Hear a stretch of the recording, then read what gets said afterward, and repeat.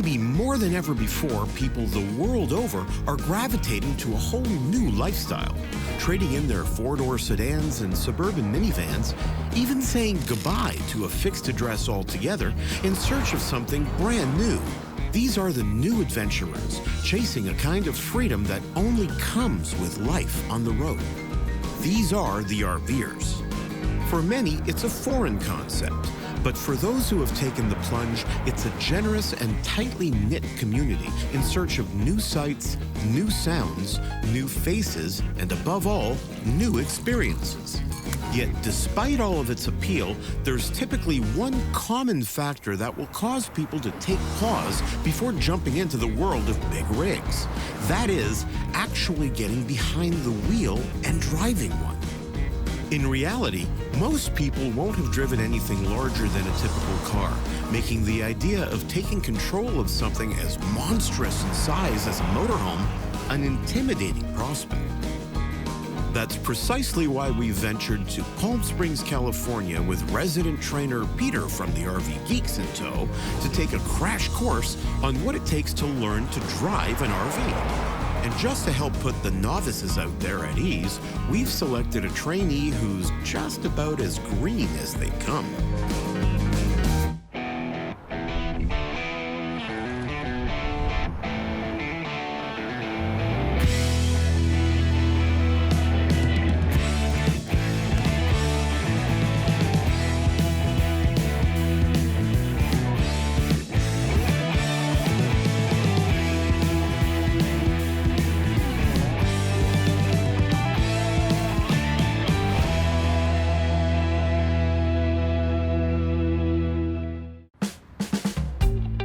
We're going to take somebody out who's never been behind the wheel of a Class A diesel pusher before. We're here with Caitlin Morton, who has some fifth wheel experience, but that's it. I've never driven a Class A motorhome of any kind. I actually hadn't even ridden in one before today. I rode with Peter in the coach on the way over to this location, and that in itself was like, whoa, oh my gosh, I'm gonna have to drive this thing.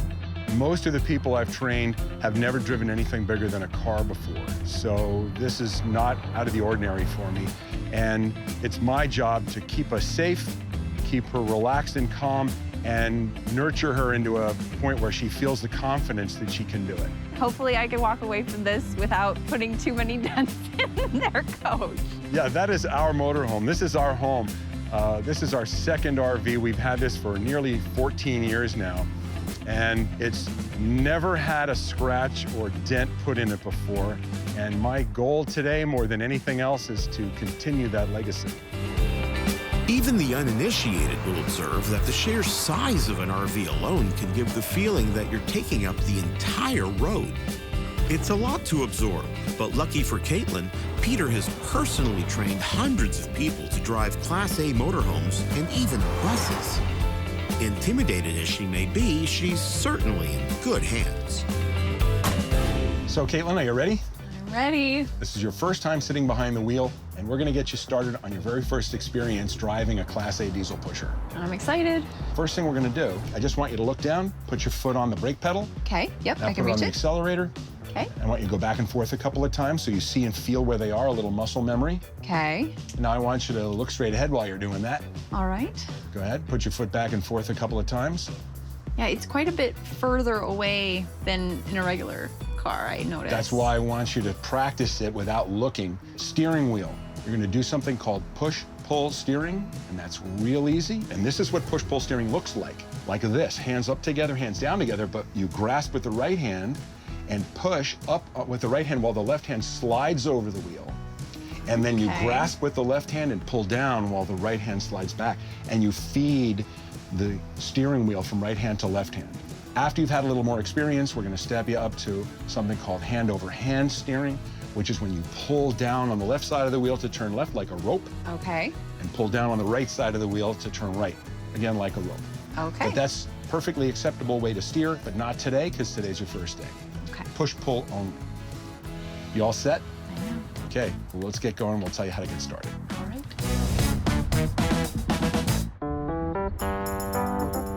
We're back in Palm Springs with RVers Peter and Caitlin, where Kate is getting a crash course in what it takes to drive a great big motorhome.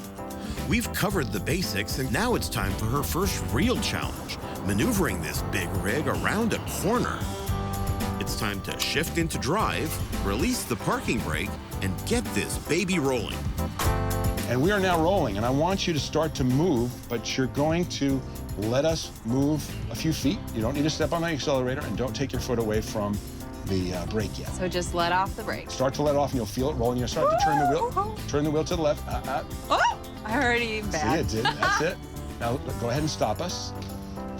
I want you to get the feel. It's a little rough, huh? Yeah. Good. So one thing that could help is if you put your heel on the floor. Okay. That's going to make it a lot easier to be Okay, smooth. I feel a little bit more grounded now. Good. So now straighten yourself out here and see if you can keep it rolling now. Okay? See if you can keep it rolling. That's right. And you see in the convex mirror how you can see down there? Keep it rolling and stay over right side, right along these lines here, and we're going to make the turn here. Oh my gosh. It's lots of room. But there's a car there. It's okay. Due to the size of the motorhome, especially when compared to the typically narrow lanes on the road, making a safe and successful turn requires the driver to apply what's called a square turn. A square turn can be executed by following two simple rules. First, as the RV advances towards the turn, it should be positioned a little away from the side it's being turned toward. In other words, when making a left turn, the RV should stay a little to the right. Second, the nose of the RV should be partway into the intersection before beginning to turn the wheel. A rule of thumb that's often taught to new RV drivers is to stay a certain distance away from the curb and to pull a certain distance into the intersection. Yet factoring in such variables as the length of the RV and the width of the street you're turning onto and turning from, this often doesn't work. A preferable rule of thumb to follow is the tighter the road you're turning onto, the wider you're going to stay. The rest, as they say, the driver will need to play by ear. Now, you're going to stick your nose out past this curb on the left. Okay. And go ahead, make the turn. I'm good here. Push, pull. You're going to tell me if you're good after you do it. Okay, that's it. Go ahead and turn that wheel more. So you got to look ahead, too. You don't want to get too close to this car here. Okay. And you stay. How did you do with clearing the curb in the back? Oh, I have plenty of room. Good. Good. Great. Now stay to the right, and you're going to do it again. And you're going to make this turn without any help this time. And it's a tight one. It is a tight one. Don't stop. Ah, okay. Here we go. And what you're finding out is it's surprising how close you can let the nose get over to the curb, isn't it? Yeah. Go ahead, give it a little gas so we get out of here. You're not going to hit anything, and I want you to really use the gas. Man. Really use the gas this time, and head for that stop sign and do the same thing again. I can usually tell within about the first 20 or 30 seconds if someone's going to get off to a quick start, if they're a real natural. Caitlin doesn't seem that natural right out of the box, and I'm a little concerned getting started. How you feel so far? You're surprised you haven't hit anything, I can tell. I'm surprised I haven't hit anything. Okay. So, this is the skinny one. That's it. Let it keep rolling. Oh my gosh, I'm getting close to that one. Yeah, you did perfect. Oh my God. Now you can speed up a little bit because this is wide open and easy here. So see how much smoother and easier you can do here. As with any type of learning, the only way to grow more comfortable with a new exercise is to do it again and again and again. And that is precisely how Kate's going to smooth out her left turns. So now that Kate's got the left turns down, we're really going to challenge her and see if she's up to the task. Stop right here. Come to a stop. That's it. And we're going to do something a little different here. We're going to prepare for right turns. Oh, no. Now, right turns require you staying to the left to make. So we're going to get all the way over here near against the left side. As you move forward, I want you to roll right alongside. Put your tires right on those lines over there. Go for it. Push, pull. Go ahead. Push, pull, push, pull, push, pull. Push, pull. That's it. And what we're going to do is move forward here And the same thing, we're gonna make a right turn here. All right, well, it's harder to see. Yes, it is, and wait till you see what happens here. So I'm gonna help you through this one, okay? Okay. So you're gonna nose way forward here. Don't turn right at all yet. Don't turn right at all. Okay. Okay, not at all. Here I am, I'm going straight. See, and what you're seeing is it looks like you're gonna hit the curb, doesn't it? Yes. I know, keep going. Are you sure? Yep, Okay, keep going. okay. Go ahead. Now cut your wheel to the right as you roll. Like really sharp? Yeah, really sharp. It's okay. Okay, and I want you to keep going. Like over the curb. Yeah, so let's slow down here, and I want you to... It's okay, you're not gonna hit it. Don't worry, I'm not gonna let you hit it. I want you to look... I'm over the I want you to stop. Okay. Stop the coach. I'm gonna tell you why you're not hitting it. Our front wheels are behind you, and your nose is sticking out over that curb, and you're using your front overhang. But look in that mirror over there. Look how far you are from the curb. All the room in the world. Now you got more confidence. Let's go around and do the same thing. We're gonna do the same thing right here. Cut it as hard as you can, hard as you can, hard as you can. Cover the brake, hard as you can, hard as you can. And now, so what you did was you didn't turn the wheel all the way as fast. Oh no. It's okay, keep going, and watch, we're gonna show you how to get out of it without hitting anything. I feel like Caitlin is struggling a little bit. She's having a little difficulty managing the motions of the steering wheel. I've taught her to use push-pull steering, and she's getting a little crossed up with that. And that's the first thing someone needs to overcome. What you're gonna need to work on, Caitlin, is turning the wheel more quickly when it's needed, not quite so stilted. If you need to lean into it a little bit, really get aggressive about it, that's okay. Yeah, the steering in this is much different than the truck. So I think that's probably one of the biggest things. And that's why I'm having you practice here. I really want to get her out on the road today. I hope we can manage to do that. Right now, I'm not exactly sure. It remains to be seen. The parking lot may be one thing, but going out onto the road and into live traffic is an entirely different scenario. Caitlin has certainly made some progress, but as she continues to struggle to tame this Class A diesel pusher, her future as an RVer remains to be seen. Will she have what it takes to graduate onto the open road? Or will her first time behind the wheel of a motorhome be grounded to the parking lot? Join us next time to see how Caitlin's journey behind the wheel concludes.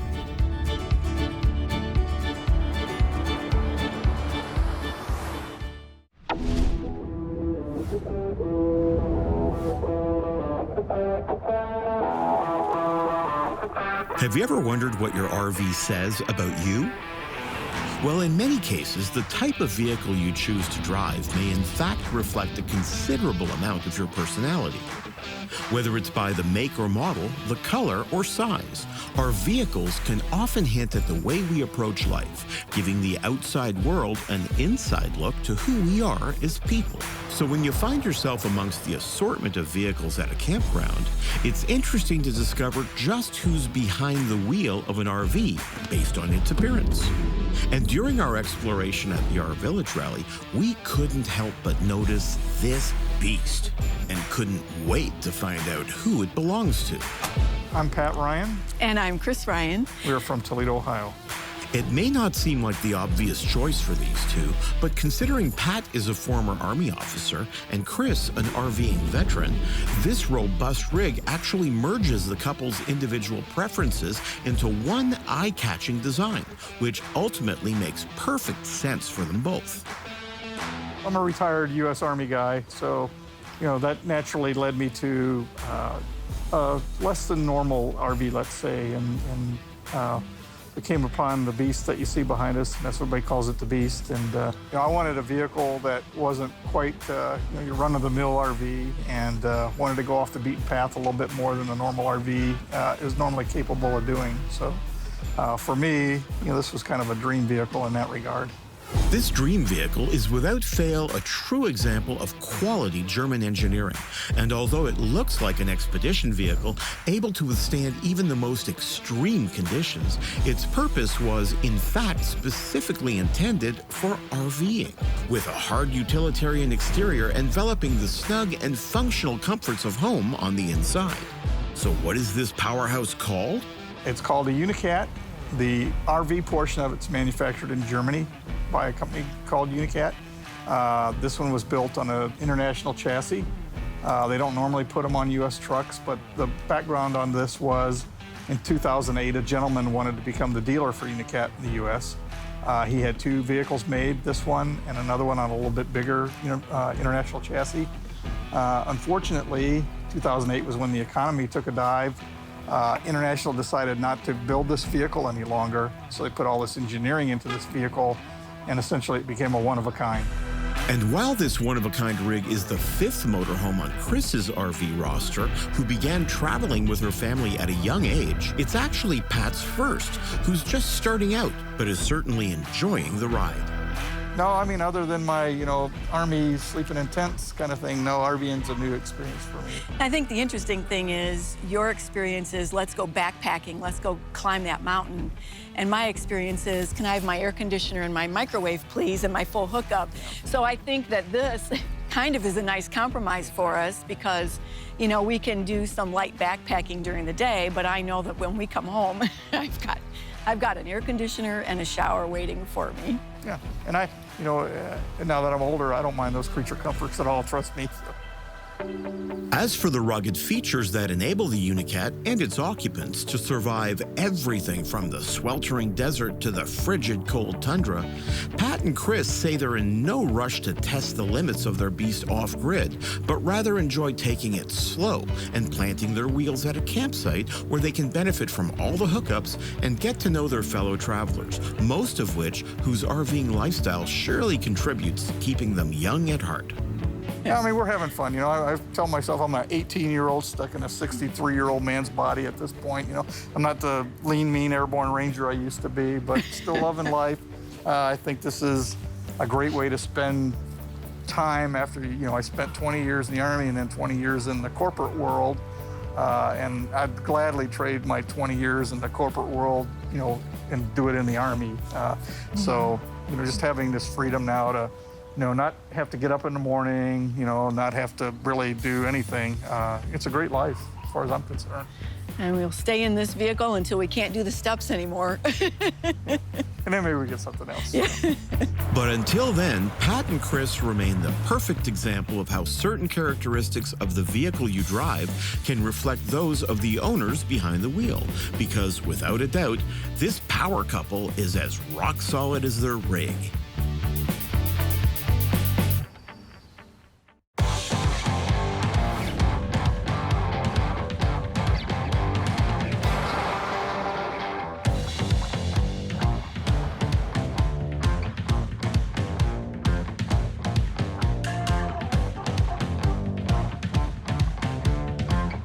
In addition to the friendly faces we meet along the way, we at the RVers also aim to capture the excitement and buzz surrounding the different places and events worth exploring. So we headed to Live Oak, Florida to connect with Cherie and Chris at the R Village Rally. Here we've tracked down its founder, Curtis Coleman, to discuss the motivation behind his online platform that brings those of us who roam back together. An idea which he credits to one of the most basic human needs: our connection with other people. I personally think that human interaction is more stimulating than a good cup of coffee, right? Like, it's the reason that we're here. We want to connect. We do it through our church groups or through clubs that we belong to.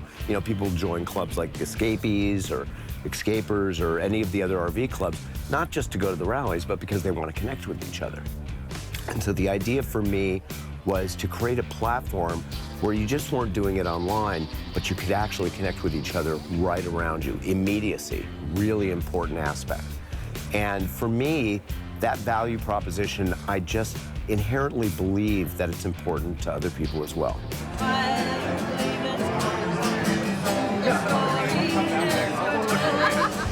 Important? Yes. But meeting new people isn't always easy to begin with. And meeting new people on the road when you're likely not sticking around for very long is much harder. So considering our group of friends is naturally determined by their proximity to us, our village aims to diminish the distance between travelers by categorizing its participants based on similar interests, such as hobbies, lifestyle, or even the rig you call home. This eliminates the need for any superficial chit-chat and breaks the ice in hopes of quickly forming friendships that are more frequent and long-lasting rather than few and far between.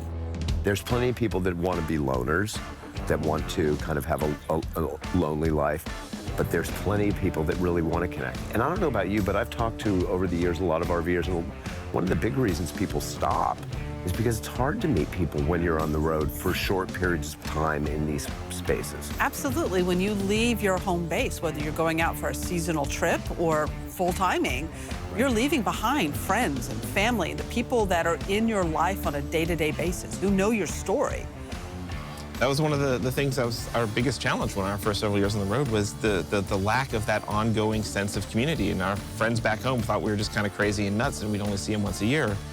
And just finding better tools to connect with others who were on the same road. And if you're only in a location for a few days or a few weeks, it's really hard to meet the people that are going to be able to have those stories with you going forward, because you might only have a night or two, one campfire to share with them. Life truly is a journey, and by sharing our story with others, we can help make navigating the unknown a little less intimidating and somewhat more familiar for those starting out. Because even though we're all in search of an experience like no other, a journey that's truly one of a kind, it's important to remember that everyone's unique perspective can essentially be used as a roadmap by a fellow RVer. By exchanging our knowledge and wisdom and even cautionary tales from the road, we may eventually come to learn that we're more alike than different. A welcoming community of wanderers united through our independence. And as Curtis points out, our enthusiastic passion, which continues to grow as quickly as the RVing community itself. It's just a feeling of safety that you know that you're in a conversation with somebody, that you don't even have to talk about it because you understand. When they say, I can't meet you up tomorrow, I've got to clean my rig, you understand what a big deal that is, right? And that part I love about the RVing community. I'm grateful that we created a platform for people that are entering into the space, that are in the process of hunting for an RV and have a ton of questions. All of that stuff, that there's a platform that they can go on to and they're free of politics. There's just such an accepting environment. Yeah, absolutely, and it's a complete diverse crowd. And that part I'm really proud of.